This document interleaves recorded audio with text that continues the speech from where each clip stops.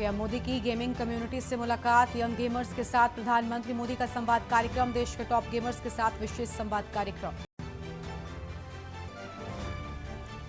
उत्तराखंड में लोकसभा चुनाव को लेकर प्रचार प्रसार ने पकड़ा जोर, जहां योगी देवभूमि में भरेंगे चुनावी हुंकार, तो वहीं प्रियंका और मायावती भी करेंगे प्रचंड प्रचार।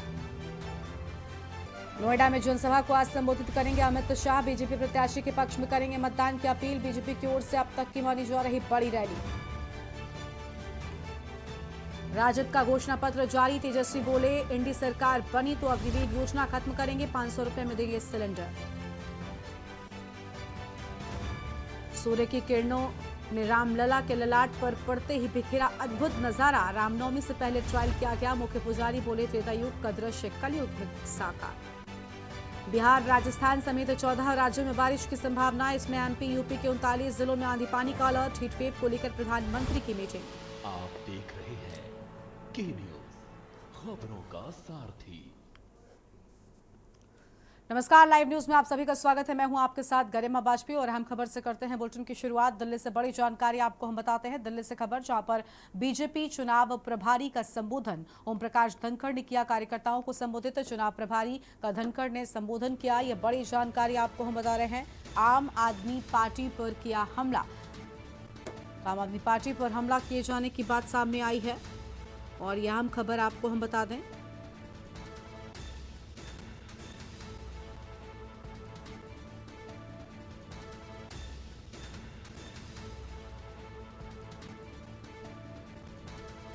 आम आदमी पार्टी पर हमला किए जाने की बात, अहम खबर। दिल्ली से खबर, बीजेपी चुनाव प्रभारी का संबोधन, ओम प्रकाश धनखड़ ने कार्यकर्ताओं को संबोधित किया। ओम प्रकाश धनखड़ ने कार्यकर्ताओं को संबोधित किया, यह अहम जानकारी आपको हम बता रहे हैं। आम आदमी पार्टी पर हमला किया, बीजेपी चुनाव प्रभारी का संबोधन सामने आने की बात कही गई। ओम प्रकाश धनखड़ ने कार्यकर्ताओं को संबोधित किया है, यह अहम जानकारी आपको हम बता रहे हैं।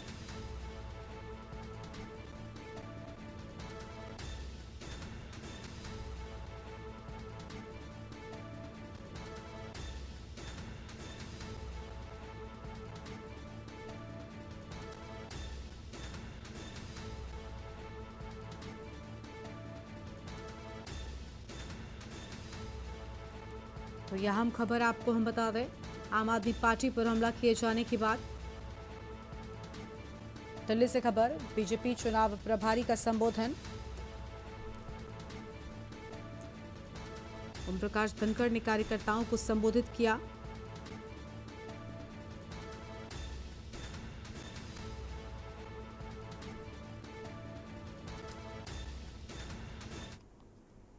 आगे बढ़ेंगे खबरों की ओर और अगली खबर आपको हम बताते हैं, जहां पर तेजस्वी यादव ने परिवर्तन पत्र जारी किया है। उन्होंने कहा कि हम 2024 के चुनाव के लिए 24 वचन लेकर आए हैं।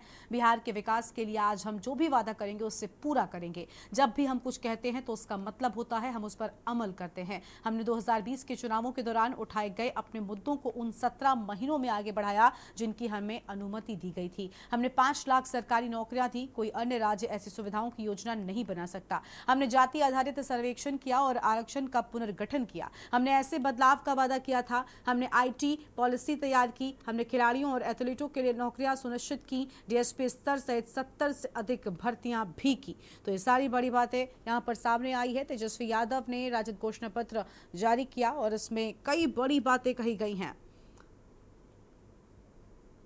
तो इसमें कई बड़ी बातें कहे जाने की बात सामने आई।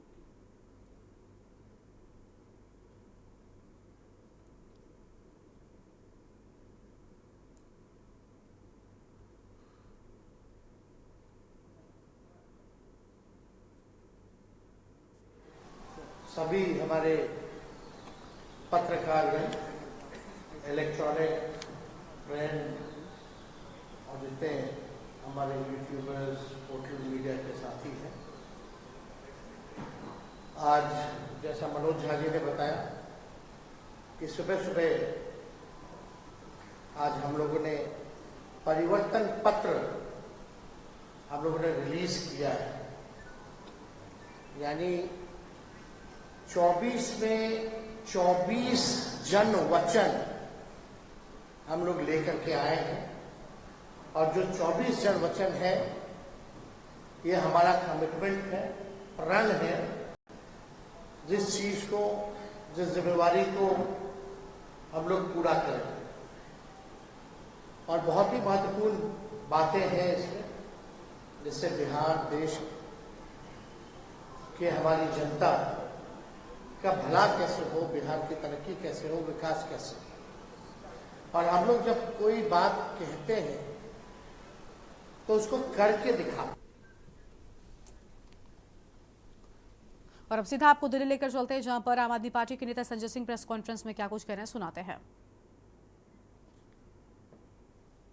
जेल मैनुअल ये कहता है, जेल का नियम ये कहता है, जेल का नियम 602 और 605 ये कहता है कि किसी की भी मुलाकात फेस टू फेस कराई जा सकती है और यह अधिकार जेल प्रशासन को होता है। इसका बाकायदा नियम है, आप लोग पढ़ लीजिएगा, उसकी कॉपी भी दे दे रहा हूं। 602, 605 के तहत जेल प्रशासन मुलाकात करा सकता है। अरविंद केजरीवाल जी की पत्नी, आप सब जानते हैं, उनका परिवार चिंतित है, परेशान है। मां बाप दोनों बीमार हैं। हालचाल जानने के लिए, बताने के लिए जब केजरीवाल जी की पत्नी मुलाकात के लिए अप्लाई करती है तो उनको कहा जाता है आप फेस टू फेस मीटिंग नहीं कर सकते, आप कहीं किसी कमरे में बैठ के मीटिंग नहीं कर सकती, बल्कि आपको जंगले से जो मुलाकात होती है, एक बीच में शीशा होगा और जंगले से एक तरफ केजरीवाल जी मिलेंगे और एक तरफ उनकी पत्नी सुनीता जी और जो साथ में गए थे साथी वो। उस दिन शायद विभो की मुलाकात थी। तो मेरा यह कहना है, इतना अमानवीय व्यवहार इसी तिहाड़ जेल के अंदर एक नहीं, आप इनके इतिहास उठा के देखिएगा और आरटीआई में जवाब अगर मांग लीजिएगा, पूछिएगा इनसे, सैकड़ों मुलाकातें फेस टू फेस बिठा के कराई गई हैं। लेकिन दिल्ली के मुख्यमंत्री की मुलाकात उनकी पत्नी से एक अमानवीय तरीके से, अपमानित करने के उद्देश्य से, उनके मनोबल को तोड़ने के उद्देश्य से कहा गया कि जंगले में आपकी मुलाकात होगी। और मैं आपको जिम्मेदारी से कह रहा हूं, जिम्मेदारी से, खूंखार अपराधियों की भी मुलाकात बैरक में होती है। मैं जिम्मेदारी से इस बात को कह रहा हूं, इसका खुलासा आप सवाल पूछिएगा तो मैं समय आने पे इसका भी खुलासा करूंगा। बहुत बड़े खूंखार अपराधियों की मुलाकात भी बैरक के अंदर होती है। और दिल्ली के 3 बार के मुख्यमंत्री की मुलाकात उनकी पत्नी से जंगले के उससे कराई जा रही है। अब आ जाइए पंजाब के मुख्यमंत्री का मामला। पंजाब के मुख्यमंत्री की मुलाकात के लिए आवेदन किया जाता है। सुनिएगा, बहुत बहुत बढ़िया बात आपको बता रहा हूं। उनके साथ मेरा नाम डाला जाता है कि पंजाब के मुख्यमंत्री आदरणीय भगवंत मान जी और दिल्ली के सांसद संजय सिंह जी की मुलाकात कराई जाए।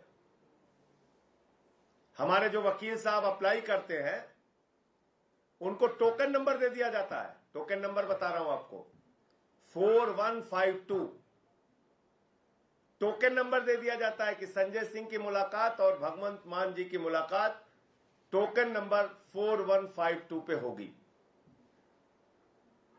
यह संभवतः 9 या 10 तारीख को मिल जाता है। वो सारे कागजात अभी आपको दे देता हूं।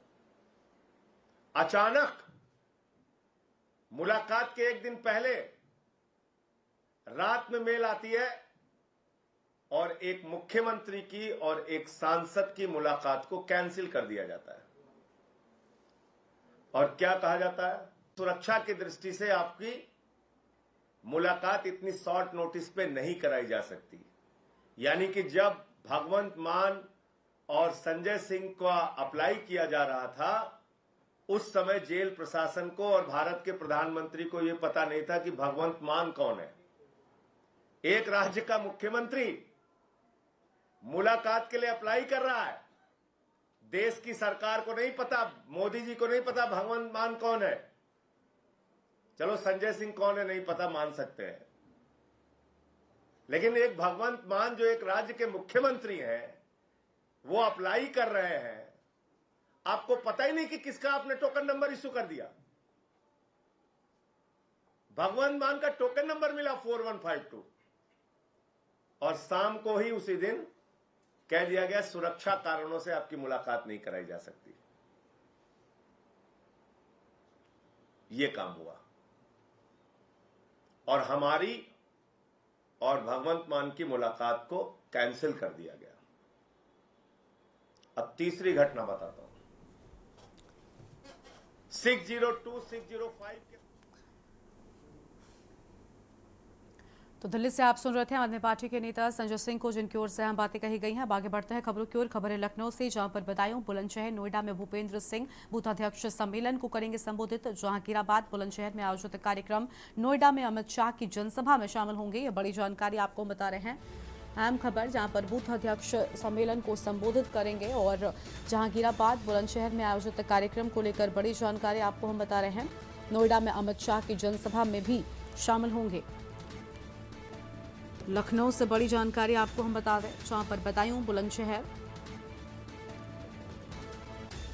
में जनसभा, बूथ अध्यक्ष सम्मेलन को करेंगे संबोधित। ये बड़ी जानकारी आपको हम बता रहे हैं।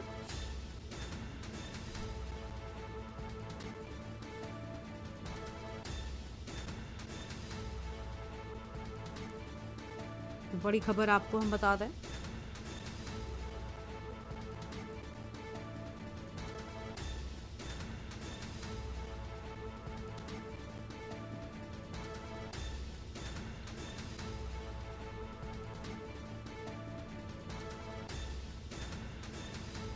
लखनऊ से खबर, बदायूं, बुलंदशहर, नोएडा में जनसभा।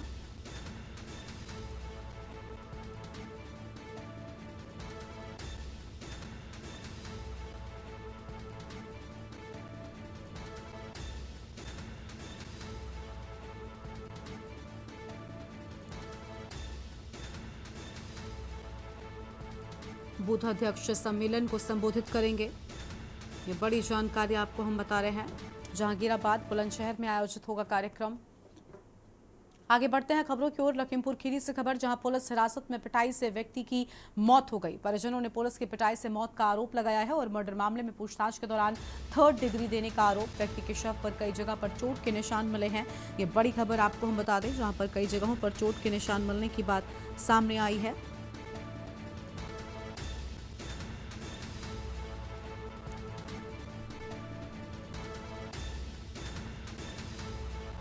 फिलहाल यह अहम खबर आपको हम बता रहे हैं।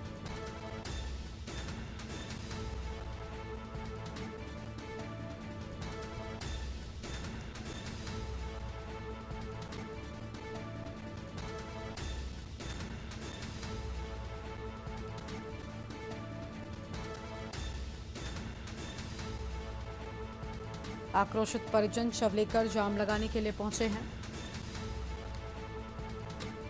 और लखीमपुर खीरी से खबर, पुलिस हिरासत में पिटाई से व्यक्ति की मौत का मामला। परिजनों ने पुलिस की पिटाई से मौत का आरोप लगाया है। मर्डर मामले में पूछताछ के दौरान 3rd डिग्री देने के आरोप की बात सामने आई है। व्यक्ति के शव पर कई जगह पर चोट के निशान भी मिले हैं।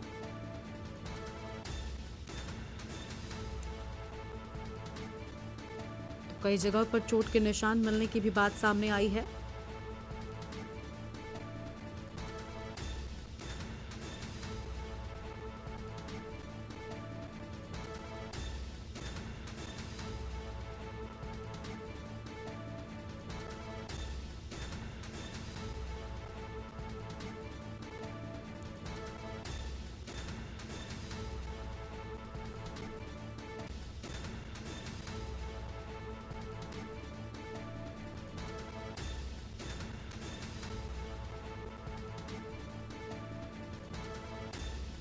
फिलहाल ये बड़ी जानकारी आपको हम बता दें।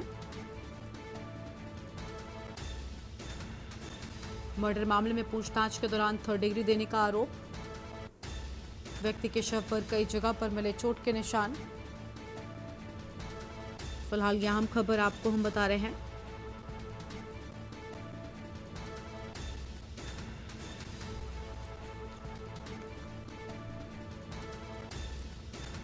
लखीमपुर खीरी से खबर, पुलिस हिरासत में पिटाई से व्यक्ति की मौत। तो पुलिस हिरासत में पिटाई से व्यक्ति की मौत, परिजनों ने पुलिस की पिटाई से मौत का आरोप लगाया है। आगे बढ़ेंगे खबरों की ओर। कौशाम्बी से खबर है, जहां मकान निर्माण को लेकर विवाद हो गया। दो पक्षों में जमकर लाठी डंडे चले हैं। पड़ोसियों ने वीडियो बनाकर वायरल कर दिया। एक दिन पहले का बताया जा रहा है वीडियो। पुलिस मामला दर्ज कर जांच में जुटी हुई है। कोखराज थाना क्षेत्र के भरवारी कस्बे का यह पूरा मामला बताया जाता है। तो भरवारी कस्बे का यह पूरा मामला है। पड़ोसियों ने वीडियो बनाकर वायरल कर दिया। यह आम जानकारी आपको हम बता रहे हैं। एक दिन पहले का वीडियो बताया जाता है। तो एक दिन पहले का बताया जाता है वायरल वीडियो। यह आम जानकारी आपको हम बता रहे हैं।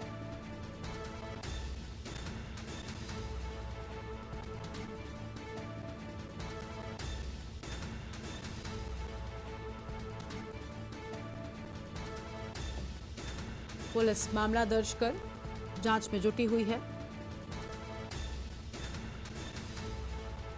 कोखराज थाना क्षेत्र का यह पूरा मामला। कौशाम्बी से खबर, मकान निर्माण को लेकर हुआ विवाद।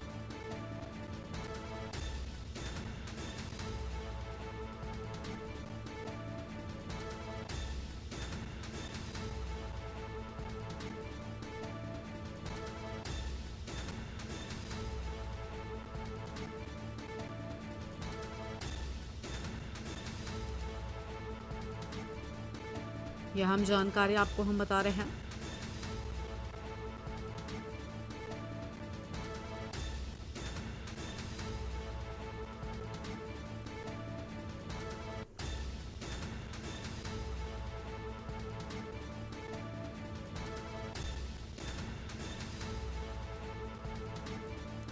कौशाम्बी से खबर, मकान निर्माण को लेकर हुआ विवाद।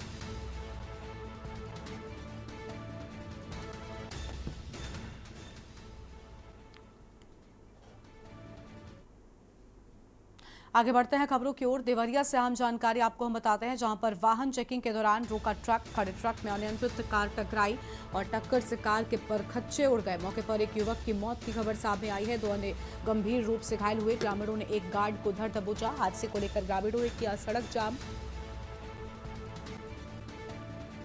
मदनपुर पुलिस से ग्रामीणों को कराया शांत। रुद्रपुर मदनपुर मार्ग टड़वा गांव के पास का ये पूरा मामला बताया जाता है। टड़वा गांव के पास का ये पूरा मामला है। फिलहाल ये बड़ी जानकारी आपको हम बता रहे हैं।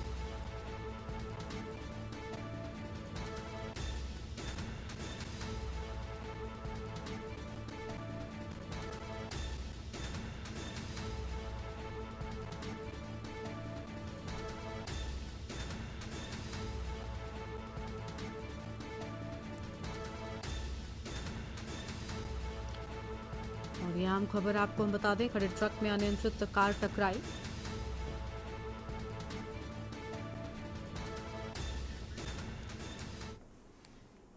आगे बढ़ते हैं खबरों की ओर। बागपत से खबर, जहां पर 15 साल के किशोर पर चाकू से वार किया गया है। किशोर ने अस्पताल में दम तोड़ दिया। पुलिस ने शव को पोस्टमार्टम के लिए भेजा। कार्रवाई की मांग को लेकर लोग कोतवाली पहुंचे और सगे 3 भाइयों पर किशोर की हत्या का आरोप लगा है। तो सगे 3 भाइयों पर किशोर की हत्या का आरोप लगा। यह हम जानकारी आपको हम बता रहे हैं।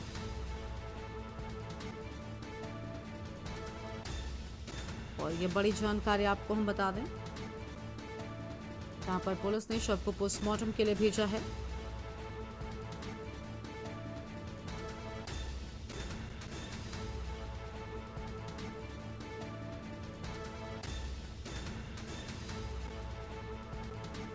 और ये बड़ी जानकारी आपको हम बता रहे हैं। बढ़ौत की कोतवाली क्षेत्र की वारदात।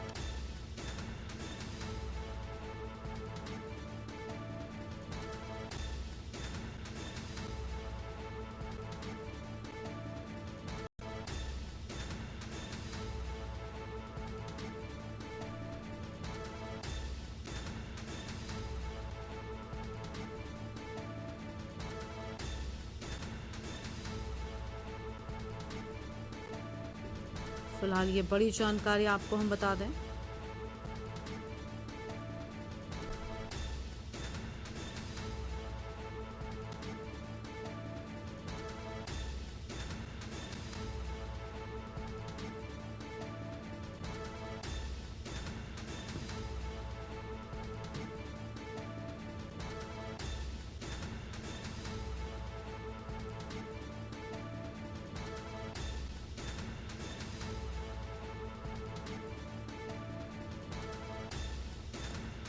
पुलिस ने शव को पोस्टमार्टम के लिए भेजा है। यह हम खबर आपको हम बता रहे हैं। सगे 3 भाइयों पर किशोर की हत्या का आरोप लगा। बढ़ौत कोतवाली क्षेत्र की ये पूरी वारदात बताई जाती है।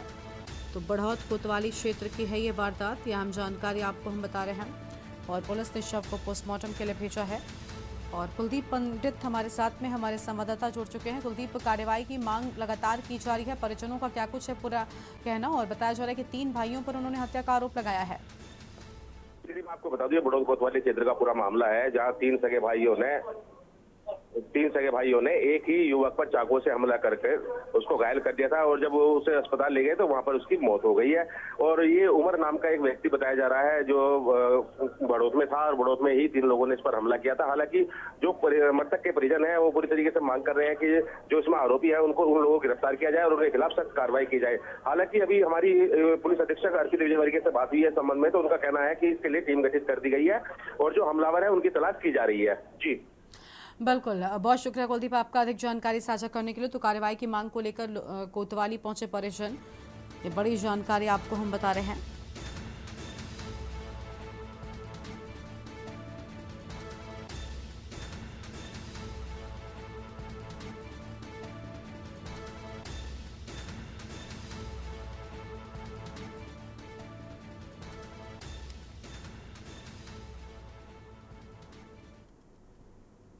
आगे बढ़ते हैं खबरों की ओर। बरेली से खबर है, जहां पर भजन गायिका अंजलि द्विवेदी पर जानलेवा हमला, बदमाशों ने कार में टक्कर मारी और ड्राइवर को भी पीटा है। मौके पर पहुंची पुलिस को देख बदमाश फरार हो गए। तो मौके पर पहुंची पुलिस को देखकर बदमाश फरार हो गए, ये बड़ी जानकारी आपको हम बता रहे हैं।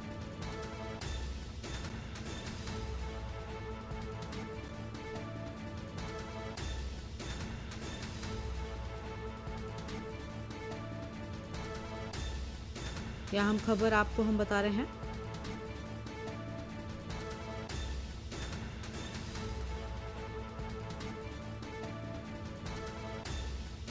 चंडीगढ़ से भजन कार्यक्रम से लौटते वक्त हमला हुआ है। अंजलि ने एक्स पर पोस्ट कर घटना की जानकारी दी है। नेशनल हाईवे पर थाना फतेहगंज पश्चिमी की ये पूरी घटना बताई जाती है। तो फतेहगढ़ पश्चिमी की ये पूरी घटना है, यह हम खबर आपको हम बता रहे हैं।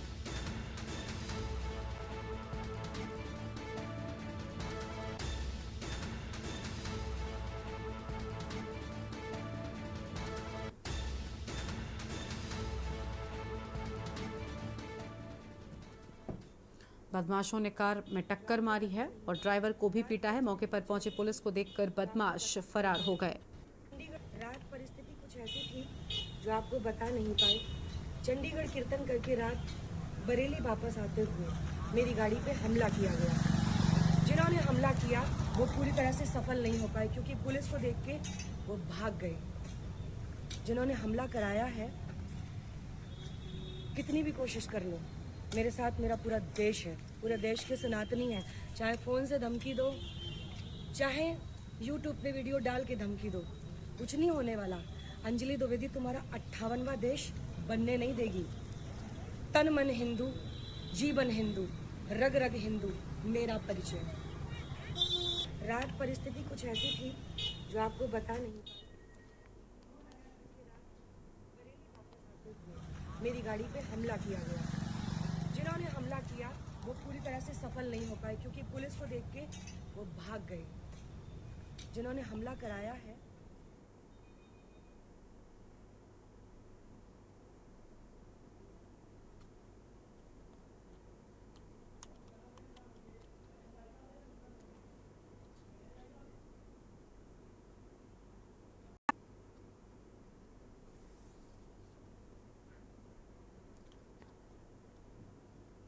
और इसी खबर पर बातचीत के लिए हमारे साथ में बरेली से ब्यूरो चीफ शानू कुमार जुड़ चुके हैं। शानू, चंडीगढ़ से भजन कार्यक्रम से लौटते वक्त इस हमले की बात सामने आई है। फिलहाल उन्होंने तो जानकारी अपने सोशल मीडिया प्लेटफॉर्म के माध्यम से दी, लेकिन क्या इस पूरे मामले में कोई मुकदमा दर्ज हुआ है और इस पर कोई जांच की जा रही है कि आखिर किन लोगों ने इन पर हमला किया?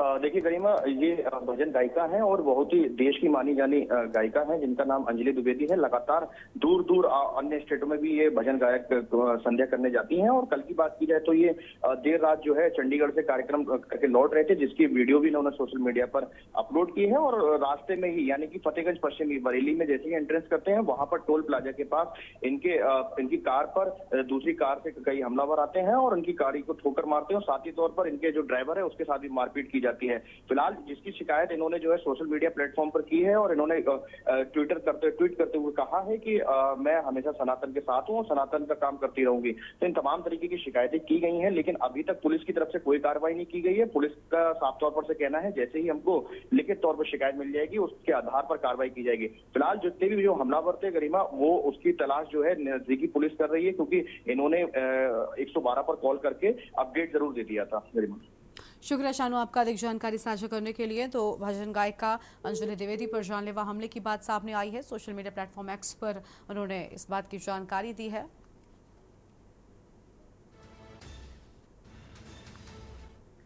आगे बढ़ते हैं खबरों की ओर। एक और बड़ी जानकारी आपको बरेली से ही बताते हैं। बरेली से एक अहम जानकारी सामने आ रही है, जहां पर आपको बता दें कि बरेली में दबंगों ने महिला से दुष्कर्म का प्रयास किया है। तो बरेली से खबर आपको हम बता रहे हैं, दबंगों ने महिला से दुष्कर्म का प्रयास किया।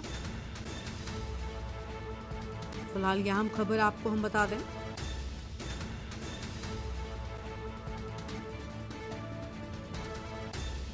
आंवला थाना क्षेत्र के कस्बे का ये पूरा मामला बताया जा रहा है। तो आंवला थाना क्षेत्र के कस्बे का ये पूरा मामला है। बरेली से खबर, दबंगों ने महिला से दुष्कर्म का किया प्रयास।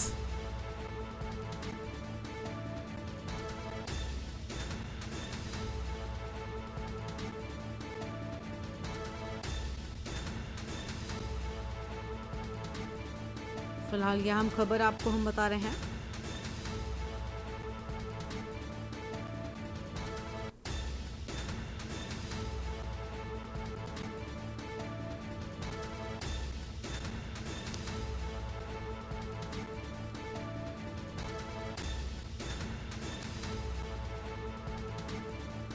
आंवला थाना क्षेत्र के कस्बे का ये पूरा मामला हम आपको बता रहे हैं। तो आंवला थाना क्षेत्र के कस्बे का ये पूरा मामला है। बरेली से खबर, दबंगों ने महिला से दुष्कर्म का प्रयास किया। तो बरेली से ये बड़ी जानकारी आपको हम बता रहे हैं। विरोध करने पर दबंगों ने दी जान से मारने की धमकी। तो विरोध करने पर दबंगों ने जान से मारने की धमकी दी और पीड़ित महिला ने पुलिस को तहरीर देकर आरोप लगाए हैं। बैठोगी थी घर में अपने, तो सोचा मैं घर में बैठोगी थी। शारिक और अमर दोनों मेरे घर में घुस गए। बोले बता तेरे घर में रात कौन आया था, क्या हो रहा था। मैंने कहा मेरे घर में कोई ऐसी बात नहीं थी, मेरा कर्जे वाले आए थे खाली। उस पर मुझसे ये बोले अच्छा सबके संग में ऐसी बात है। हमसे कहती है कि कोई बात नहीं है। जिन लोगों ने मुझे कमरे में हाथ पकड़ के खींच के ले जा रहा था। शारिक मुझे कमरे में पकड़ के खींच के ले जा रहा था और मेरे संग में बलात्कार करने की कोशिश कर रहा था।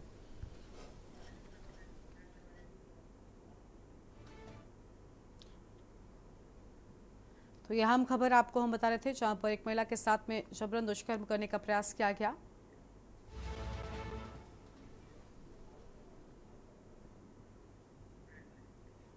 और एक और अहम खबर बरेली से ही आपको बताते हैं। एक और बड़ी जानकारी बरेली से ही सामने आ रही है, जहां पर आपको बता दें कि फोम फैक्ट्री में भीषण आग लग गई। तो बरेली से खबर, जहां फोम फैक्ट्री में लगी भीषण आग। इंडस्ट्रियल एरिया के परसाखेड़ा में फोम फैक्ट्री, ये बड़ी जानकारी आपको हम बता रहे हैं।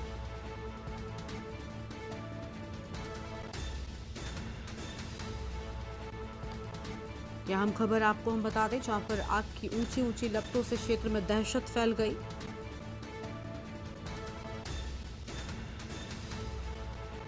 यह हम जानकारी आपको हम बता रहे हैं। आग लगने का कारण हालांकि पता नहीं चल सका है। तो आग लगने का कारण अब तक पता नहीं चल सका है।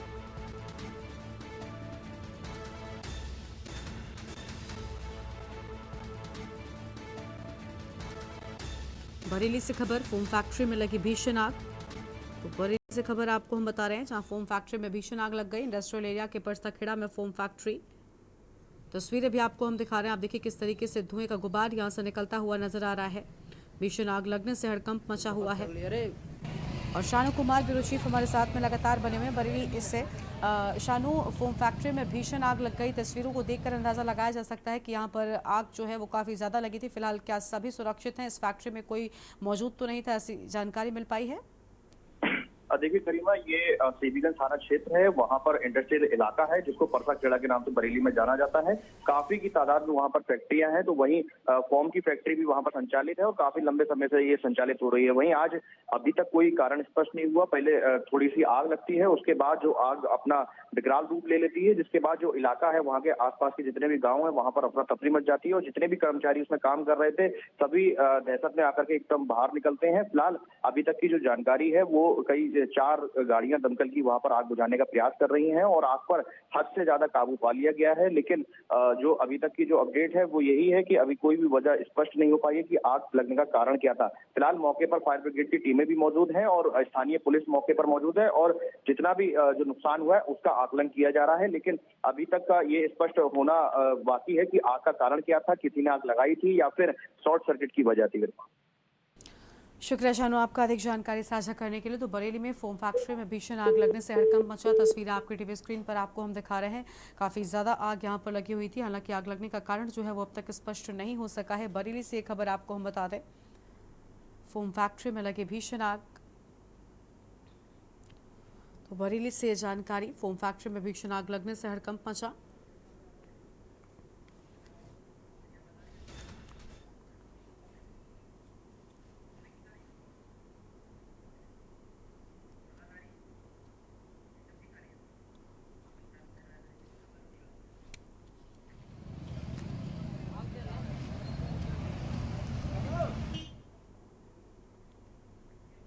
आगे बढ़ते हैं खबरों की ओर। अगली खबर आपको हम रायबरेली से बताते हैं। इस बीच एक अहम खबर रायबरेली से, जहां पर के न्यूज़ की खबर का दमदार असर देखने को मिला है।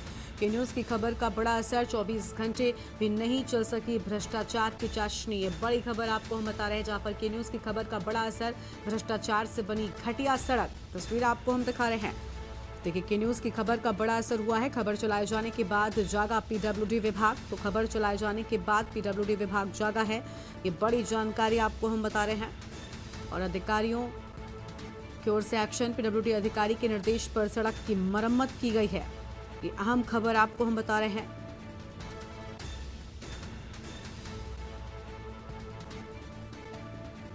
फिलहाल ये बड़ी जानकारी आपको हम बता दें। मानक को ताक पर रखकर हुआ था निर्माण। घटिया सामग्री का इस्तेमाल किया गया था। फिलहाल ये बड़ी जानकारी आपको हम बता दें।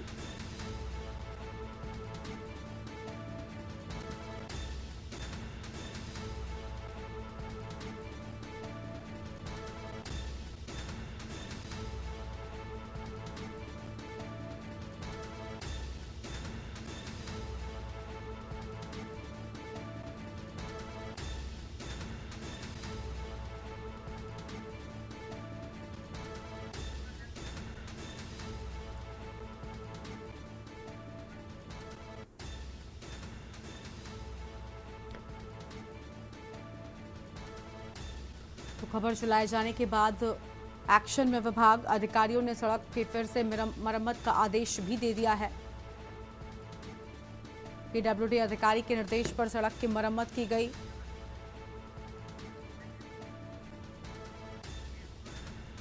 और इसी खबर पर बातचीत के लिए हमारे साथ में हमारे संवाददाता केशवानंद शुक्ला जुड़ चुके हैं। केशवा, के न्यूज़ इंडिया की खबर का बड़ा असर देखने को मिला है। के न्यूज़ पर खबर चलने के बाद इस पूरे मामले में जो भ्रष्टाचार हो रहा था वो खत्म हो सका है और सड़क के निर्माण को ठीक करने की बात कही गई है।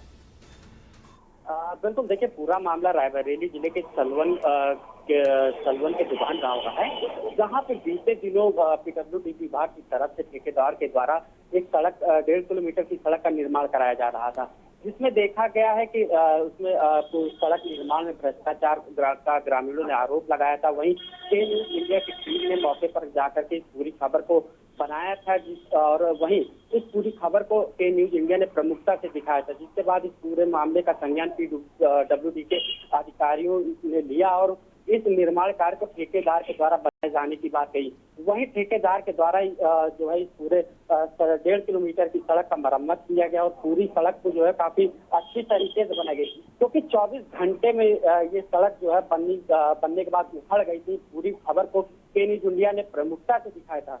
इस पूरे मामले को लेकर के जो ठेकेदार के द्वारा इस पूरी सड़क का निर्माण कार्य कराया गया, जिसके बाद के न्यूज इंडिया का जो ग्रामीण है उन्होंने भी धन्यवाद दिया, क्योंकि 24 घंटे के अंदर इस प्रकार ये सड़क उखड़ी थी तो ग्रामीणों में काफी आक्रोश देखने को मिला था। जी शुक्रिया आपका केशवन, अधिक जानकारी साझा करने के लिए। तो यह हम खबर आपको हम बता दें जहां पर के न्यूज इंडिया की खबर का बड़ा असर, उखड़ती हुई सड़क ने खुद घटिया सामग्री के इस्तेमाल की पोल खोली थी और लगभग 1.5 किलोमीटर लंबी बनाई गई है सड़क। हालांकि के न्यूज पर खबर चलने के बाद इसका बड़ा असर हुआ और इसे ठीक करने के आदेश भी अधिकारियों की ओर से दिए गए हैं। बड़ी जानकारी आपको हम बता रहे हैं रायबरेली से, जहां के न्यूज इंडिया की खबर का दमदार असर देखने को मिला है। ये बड़ी जानकारी, 24 घंटे भी नहीं चल सकती भ्रष्टाचार की चाशनी। तस्वीर आप देख सकते हैं किस तरीके से यहाँ पर घटिया सामग्री का इस्तेमाल कर निर्माण किया जा रहा था, लेकिन बाद में इसे ठीक किया गया है।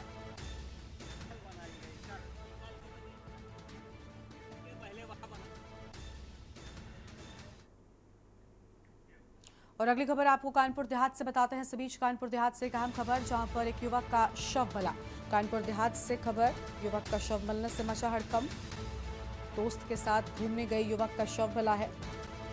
दोस्त के साथ घूमने गए युवक का शव मिलने से मचा हड़कंप। यह आम खबर आपको बता रहे हैं। परिवार ने दोस्त पर लगाए गंभीर आरोप। तो परिवार ने दोस्त पर गंभीर आरोप लगाए हैं। शराब के नशे में मारपीट कर हत्या का आरोप लगाया। ये बड़ी जानकारी आपको हम बता रहे हैं। और शराब के नशे में मारपीट कर हत्या का आरोप लगाए जाने के बाद पुलिस मामले की जांच पड़ताल में जुटी हुई है। तो पुलिस पूरे मामले की जांच पड़ताल में जुटी हुई है। पुलिस ने शव को पोस्टमार्टम के लिए भेजा है। आम खबर आपको हम बता दें, पुलिस ने शव को पोस्टमार्टम के लिए भेजा। डेरापुर थाना क्षेत्र के मुर्रा गांव का ये पूरा मामला बताया जाता है। तो डेरापुर थाना क्षेत्र के मुर्रा गांव का है ये पूरा मामला। कानपुर देहात से खबर, युवक का शव मिला। दोस्त के साथ घूमने गए युवक का मिला शव। दोस्त के साथ घूमने गया था युवक।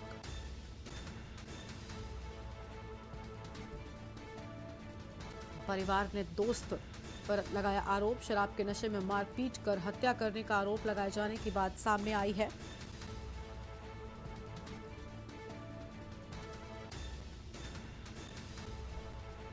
पुलिस पूरे मामले की जांच पड़ताल में जुटी हुई है।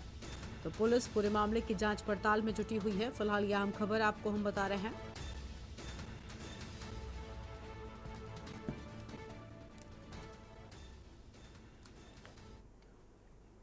और अगली खबर आपको गाजीपुर से बताते हैं, जहां पर कासगंज जेल के लिए रवाना अब्बास अंसारी। 4:30 पर गाजीपुर जेल से रवाना अब्बास अंसारी। कस्टडी पैरोल खत्म होने पर वापस जेल गया। और ये बड़ी खबर आपको हम बता रहे हैं। मुख्तार के फतेहा कार्यक्रम में शामिल होने के लिए पहुंचा था अब्बास अंसारी। आम खबर आपको हम बता रहे हैं। वापस जेल शिफ्ट किया गया है। मुख्तार अंसारी के फतेहा कार्यक्रम में शामिल होने के लिए अब्बास अंसारी पहुंचा था, लेकिन अभी फिलहाल ये जानकारी मिल रही है कि अब्बास अंसारी को वापस जेल में शिफ्ट किया गया है।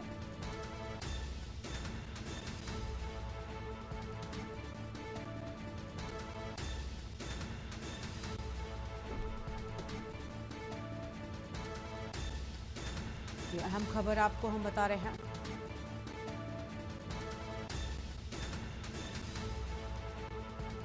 गाजीपुर से खबर, कासगंज जेल के लिए रवाना अब्बास अंसारी। 4:30 पर गाजीपुर जेल से रवाना अब्बास अंसारी। कस्टडी पैरोल खत्म होने पर वापस जेल शिफ्ट किया गया।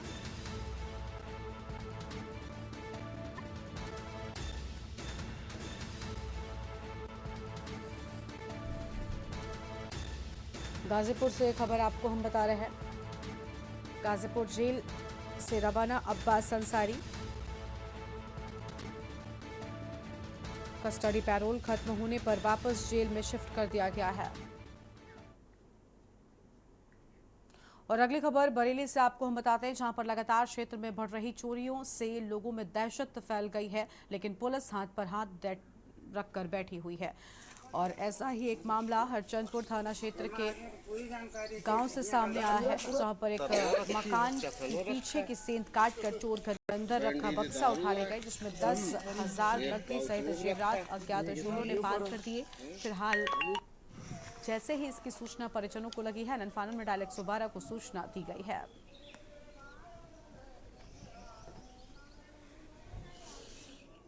और हमारी भाभी लोग आगे सो रही थी, पीछे सेंध कट गई। उसके 200 मीटर पे बक्सा और सारा सामान पड़ा था, उसमें कुछ जेवर थे और उसमें लूट फूंक के चले गए। नकदी भी था क्या उसमें? नकदी में भी 10,000 रुपए नकदी थे।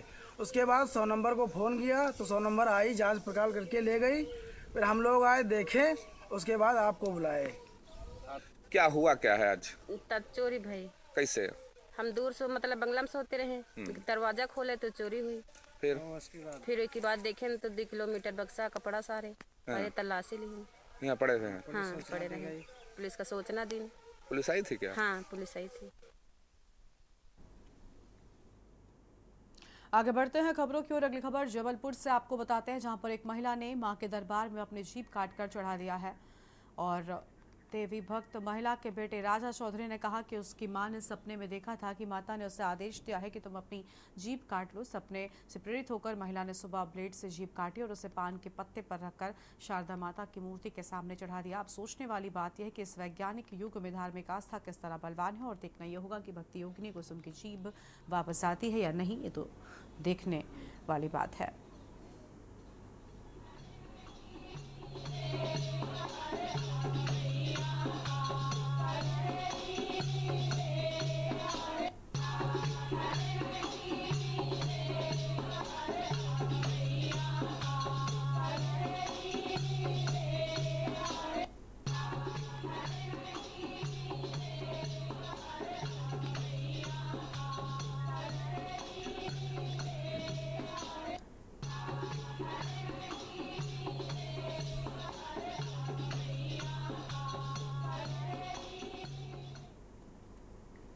सागर जिले की बंडा थाना निवासी एक क्षेत्र से बहुत बड़ी संख्या में महिलाएं और क्षेत्रवासी सागर पुलिस अधीक्षक कार्यालय पहुंचे हैं, जहां पुलिस अधीक्षक को आवेदन देते हुए पीड़ितों ने बताया कि बीती 8 मार्च को उन्हीं के क्षेत्र के निवासी दिनेश अहिरवार और अनिकेत अहिरवार उनकी बेटी को किसी रिश्तेदार के यहाँ जाने को कहकर ले गए थे। लौटने पर युवती ने बिना किसी से कोई बात किए फांसी लगाकर आत्महत्या कर ली। परिजनों ने कहा कि उनकी बेटी के साथ दिनेश अहिरवार और अनिकेत अहिरवार ने गलत काम किया था, जिसके चलते हताश होकर युवती ने ये कदम उठाया है।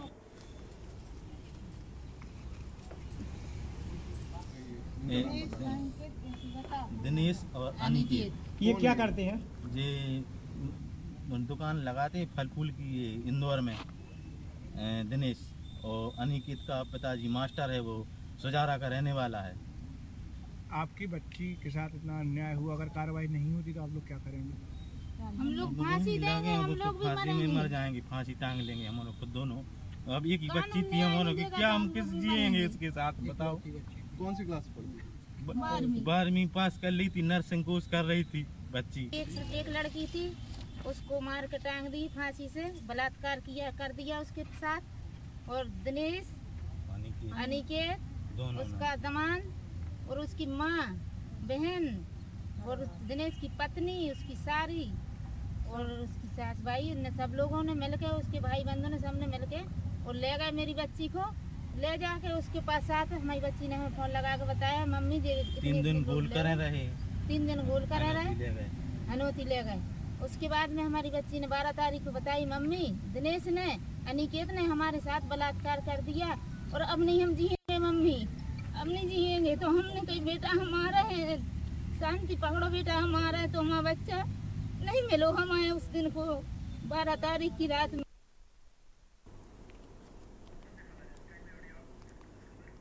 और अगली खबर लखनऊ से आपको हम बताते हैं। अगली अहम जानकारी लखनऊ से सामने आ रही है, जहां पर पीएनसी रिजैग्रो कंपनी के अफसरों की करतूत सामने आई है।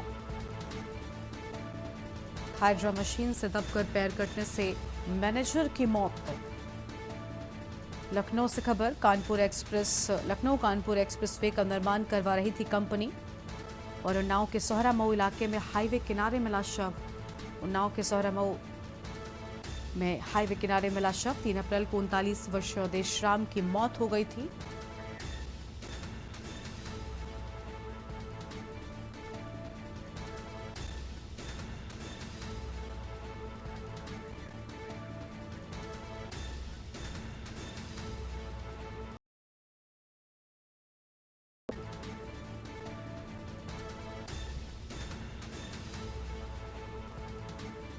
कंपनियों के मालिकों समेत 5 पर हत्या का मुकदमा दर्ज किए जाने की बात सामने आई है।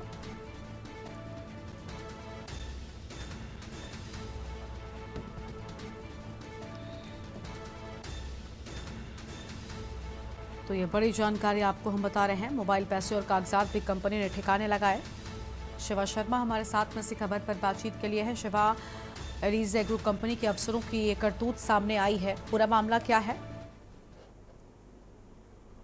देखिए, 3 अप्रैल को लखनऊ के बंथरा इलाके में जो ओवरब्रिज बन रहा है लखनऊ कानपुर हाईवे का, उसी में 2 कंपनियां उसके निर्माण को लेकर के लगी है, जिसमें से एरीज एग्रो लिमिटेड और पीएनसी कंपनी है।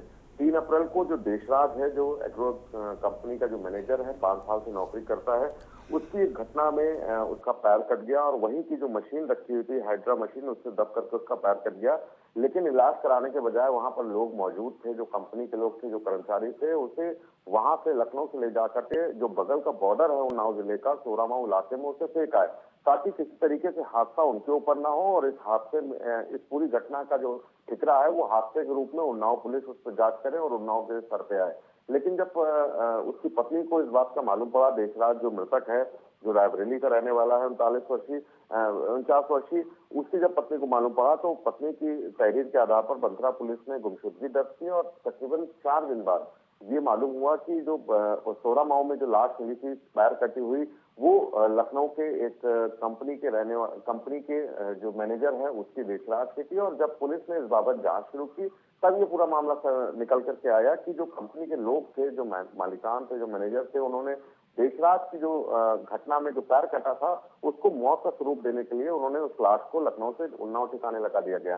तो अब इस पूरे मामले में बंथरा पुलिस ने एक FIR दर्ज की है। देशराज की पत्नी की तहरीर के आधार पर उन्होंने पीएनसी कंपनी के मालिक गोपाल पात्रा, मृत्युंजय, मशीन चालक आफ्ताब और एग्रो लिमिटेड कंपनी के मालिक और उनके सहयोगी के खिलाफ FIR दर्ज की है। अब पुलिस धीरे धीरे करके सबकी गिरफ्तारी करेगी जिन्होंने इस पूरी घटना को अंजाम दिया, और जो महज एक सिर्फ घटना थी उसको हत्या के रूप में इस पूरी घटना को अंजाम दिया है। तो पुलिस हत्या के दायरे में मुकदमा जरूर दर्ज कर लिया है, लेकिन जो गिरफ्तारियों की जो कार्रवाई है वो पुलिस अब पेश कर देगी। आपका शिवा, अधिक जानकारी साझा करने के लिए। तो पूरे मामले में अधिकारियों की करतूत सामने आई है। हत्या, साजिश समेत कई धाराओं में फिलहाल FIR दर्ज कर ली गई है। ये बड़ी जानकारी आपको हम बता रहे हैं। लखनऊ से खबर, कंपनी ने परिवार से कहा कि देर शाम काम पर लौटे ही नहीं।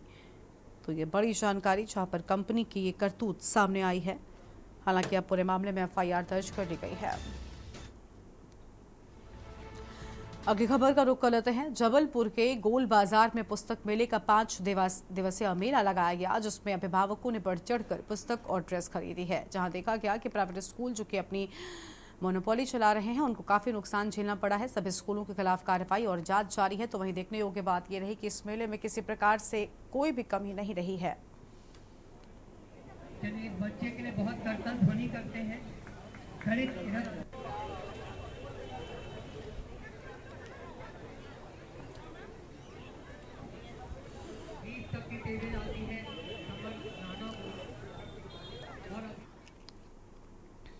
जबलपुर में मां के पंचम स्वरूप माता स्कंद माता की पूजा अर्चना की जाती है। मां अपने भक्तों पर पुत्र के समान स्नेह लुटाती है। मां की उपासना से नकारात्मक शक्तियों का नाश होता है और मां का स्मरण करने से ही असंभव कार्य संभव हो जाते हैं। मां की उपासना से परम शांति और सुख का अनुभव होता है। माता स्कंद कुमार भगवान कार्तिकेय की मां है। मां के स्वरूप की बात करें तो स्कंद माता की गोद में स्कंदेव गोद में बैठे हुए हैं।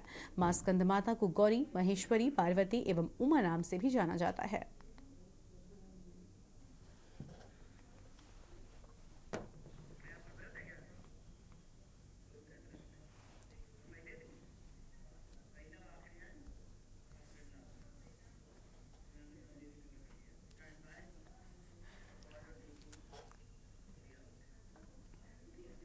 विदिशा के ग्यारसपुर में कांग्रेस के कद्दावर नेता ने पूर्व मुख्यमंत्री शिवराज सिंह चौहान के समक्ष भारतीय जनता पार्टी में शामिल हुए और पूर्व मुख्यमंत्री ने भाजपा का पटका पहनाकर कांग्रेस के वरिष्ठ कार्यकर्ता और 30 साल तक ग्यारसपुर ग्राम पंचायत के सरपंच रहे तरफदार गजेंद्र सिंह रघुवंशी, उनके बेटे स्वदीप रघुवंशी अपने सैकड़ों कार्यकर्ताओं के साथ भाजपा की सदस्यता ग्रहण करते हुए दिखाई दिए। भाजपा में जो कांग्रेसी कार्यकर्ता शामिल हुए उन सभी का कार्यकर्ताओं का स्वागत किया गया है।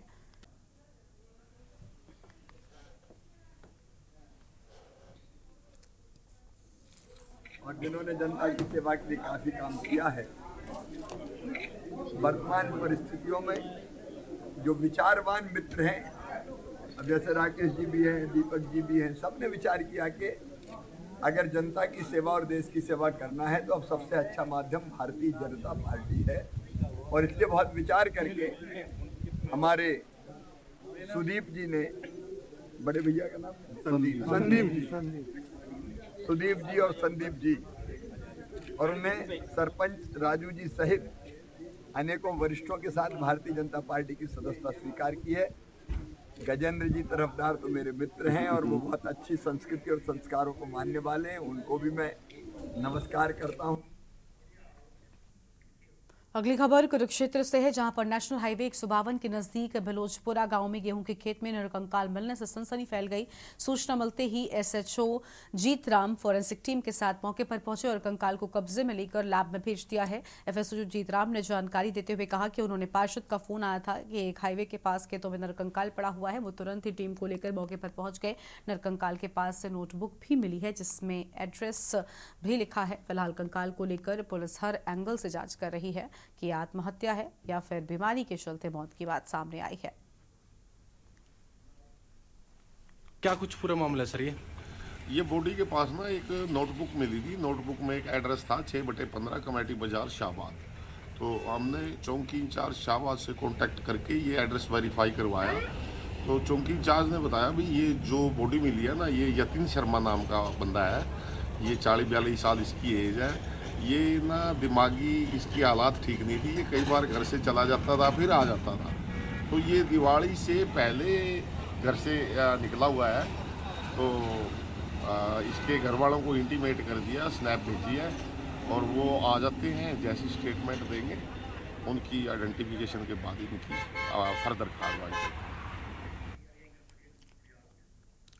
बीजापुर से खबर है, कांग्रेस प्रत्याशी कवासी लखमा के खिलाफ एफआईआर। कवासी लखमा के खिलाफ 2 थानों में एफआईआर दर्ज। मिरतुर और कुटरू थाने में एफआईआर दर्ज की गई है। चुनाव प्रचार के दौरान दिया था आपत्तिजनक भाषण। पुलिस और पीएम के खिलाफ भाषण दिया था। भैरमगढ़ तहसीलदार के आवेदन पर दर्ज हुई एफआईआर। ये बड़ी जानकारी आपको हम बता रहे हैं, जहां पर एफआईआर दर्ज किए जाने की बात सामने आई है।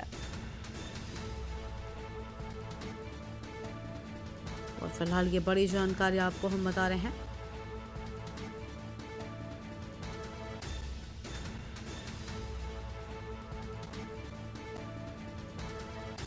बीजापुर से खबर, कांग्रेस प्रत्याशी कवासी लखमा को लेकर यह अहम जानकारी सामने आई है।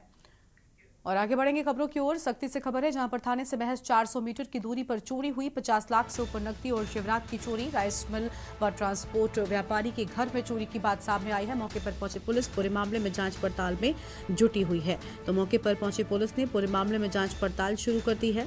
फिलहाल यह अहम खबर आपको हम बता रहे हैं।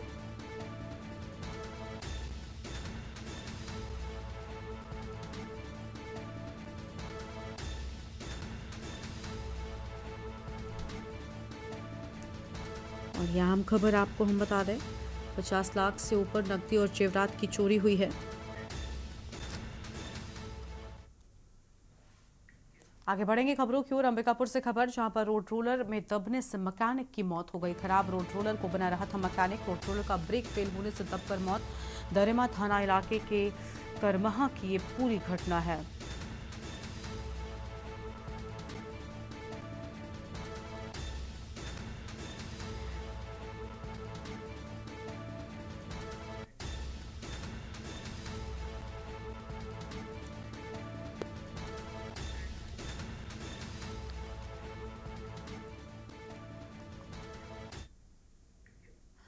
और अगली खबर हनुमानगढ़ से है, जहां पर भाजपा प्रत्याशी प्रियंका बैलान के समर्थन में मुख्यमंत्री भजनलाल शर्मा ने टाउन में रोड शो निकाला है। रोड शो में उत्साह से भाजपा कार्यकर्ता शामिल हुए। इस दौरान सीएम ने कहा कि किसानों की हर समस्या का समाधान करने के लिए सरकार प्रयासरत है। 100 दिन के कार्यकाल में काफी समस्याओं का समाधान हुआ। जो बची हुई समस्याएं हैं उनका समाधान भी हो चुका है, लेकिन आचार संहिता के चलते उनकी घोषणा नहीं कर सकता। जैसे ही चुनाव खत्म होंगे, जनता से किया हुआ वादा एक एक पूरा किया जाएगा। उन्होंने दावा किया कि इस बार भाजपा 400 का आंकड़ा पार कर बहुमत में आएगी। भाजपा कार्यकर्ताओं की ओर से सीएम को पुष्प चक्र भेंट किया गया।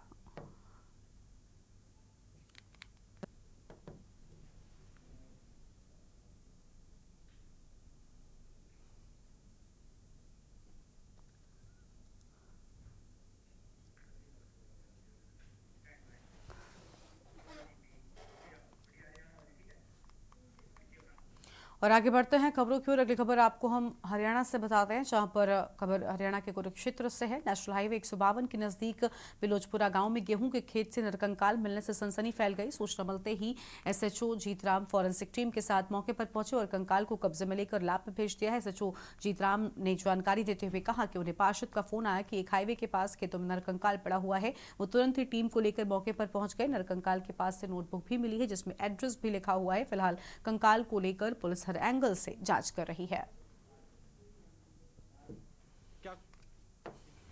ये बॉडी के पास ना एक नोटबुक मिली थी। नोटबुक में एक एड्रेस था 6/15 कमेटी बाजार शाहबाद। तो हमने चौकी इंचार्ज शाहबाद से कांटेक्ट करके ये एड्रेस वेरीफाई करवाया। तो चौकी इंचार्ज ने बताया भी ये जो बॉडी मिली है ना, ये यतिन शर्मा नाम का बंदा है। ये 40-42 साल इसकी एज है। ये ना दिमागी इसकी हालात ठीक नहीं थी। ये कई बार घर से चला जाता था फिर आ जाता था। तो ये दिवाली से पहले घर से निकला हुआ है। तो इसके घर वालों को इंटीमेट कर दिया, स्नैप भेजी है और वो आ जाते हैं। जैसी स्टेटमेंट देंगे उनकी आइडेंटिफिकेशन के बाद फर्दर कार्रवाई। लाइव न्यूज में फिलहाल इतना ही। तमाम बड़ी खबरों के लिए आप देखते रहिए के न्यूज़ इंडिया। नमस्कार।